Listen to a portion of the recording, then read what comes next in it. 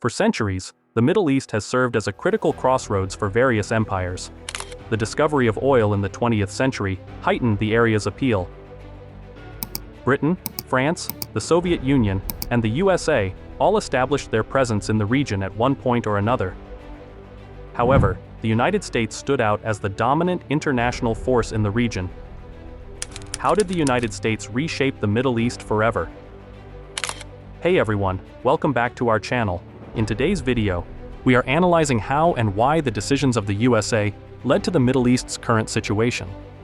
History and USA's rooting its way in the Middle East. The US began formalizing its relationship with the Middle East in 1833 through a treaty of amity and commerce with the Sultanate of Oman. Before World War II, the United States established various connections with the Middle East, including two key agreements focused on energy resources. The 1928 Red Line Agreement and the 1944 Anglo-American Petroleum Agreement were legally binding contracts, highlighting America's interest in controlling Middle Eastern oil reserves. Aftermath of World War II. At the onset of World War II, the United States was a powerhouse in global oil production, contributing a staggering 60% of the world's oil supply. However, as the war drew to a close, there was growing concern among American energy specialists that domestic oil reserves might dry soon. It prompted a shift in national security strategy to focus on securing overseas oil resources. President Franklin D. Roosevelt initiated a diplomatic engagement with Saudi King Abdul Aziz ibn Saud, whose nation had recently unearthed extensive oil deposits. Relationship with Israel and Iraq. The U.S.-Israel alliance, formed on May 14, 1948, has been a cornerstone of America's Middle East policy, highlighted by the Camp David Accords in 1978 that established peace between Israel and Egypt. Despite efforts, only a few Arab nations have since normalized relations with Israel. The U.S.-Iran relationship turned from alliance to adversity following a 1953 CIA-backed coup and the 1979 Islamic Revolution, leading to decades of tension and severed diplomatic ties after the U.S. Embassy crisis in Tehran. Iraq's 1990 invasion of Kuwait led to a UN-backed, US-led coalition's military response, resulting in the liberation of Kuwait, but stopping short of removing Saddam Hussein from power.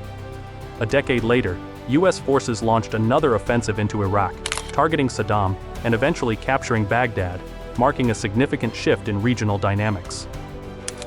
Consequences of the 9/11 attacks. After the September 11, 2001, attacks by Al-Qaeda, the U.S. quickly passed the 2001 Authorization for Use of Military Force, AUMF, giving the president broad powers to pursue the attackers and their affiliates. At this hour, American and coalition forces are in the early stages of military operations to disarm Iraq, to free its people, and to defend the world from grave danger. This act underpins many U.S. military actions since, including the Afghanistan invasion and strikes in Somalia and Yemen, and has been used to justify actions against groups like ISIS. In 2003, the U.S. launched a controversial invasion of Iraq under President George W. Bush, resulting in nearly 4,500 American deaths and costing around $1 trillion. The move, criticized globally, led to a re-evaluation of U.S. regime change policies, though the U.S. still has a military presence in Iraq. By late 2006, President Bush planned to increase U.S. troops, officially announcing in January 2007 a surge of over 20,000 soldiers. This will require increasing American force levels, so I've committed more than 20,000 additional American troops to Iraq. The vast majority of them, 5 brigades, will be deployed to Baghdad. The effectiveness of this surge is debated, with violence reduction attributed to various factors.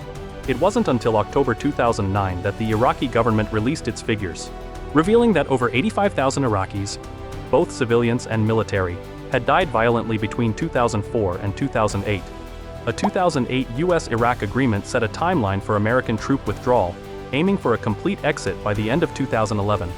Upon taking office, President Obama expedited the withdrawal, with the last combat brigade leaving in August 2010. Let me say this as plainly as I can. By August 31st, 2010, our combat mission in Iraq will end. The 2011 Arab Spring led to widespread protests. Faced with Muammar al-Gaddafi's threats in Libya, Obama opted for a limited humanitarian intervention, which ultimately led to regime change. This decision strained international relations and, lacking a post-conflict plan, left Libya in turmoil, marking what Obama called his worst mistake. The US and Saudi Arabia, united in their fight against terrorism, have a strong partnership. In 2017, President Trump unveiled a $115 billion military equipment deal with Saudi Arabia, covering tanks, ships, and missile systems. By 2018, Saudi had purchased $14.5 billion worth of this equipment.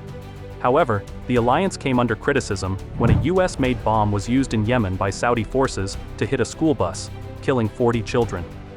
In December 2018, the US Senate decided to end American support for Saudi Arabia's military efforts in Yemen, straining ties between the two countries. Consequently, Saudi Arabia refused a US request to boost oil production. President Joe Biden, like his three predecessors, firmly opposed Iran's acquisition of nuclear weapons, highlighting in a 2022 interview that a nuclear-armed Iran would further escalate tensions. As we reach the end of the video, it is clear that the US's involvement in the Middle East has been complex, driven by strategic, economic, and political motives. The extent to which the US has disrupted the region remains a topic for debate. What's your perspective? Please share your views in the comments. If you find this video interesting, give it a thumbs up and subscribe to our channel to get more content like this.